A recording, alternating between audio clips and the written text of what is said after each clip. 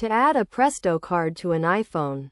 The goal is essentially to add it to the Apple Wallet. This process begins in the iPhone's settings, where you scroll down and select the Wallet and Apple Pay option. Then tap on Add Card. The subsequent screen presents various card options, including previous cards, debit or credit cards, or transit cards. Since a Presto card is a transit card, the transit card option is selected.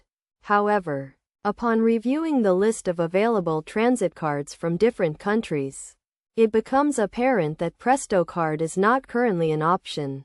This is because Apple has not yet introduced Presto card to the Apple Wallet. As a result, there is no current method to add a Presto card to an iPhone.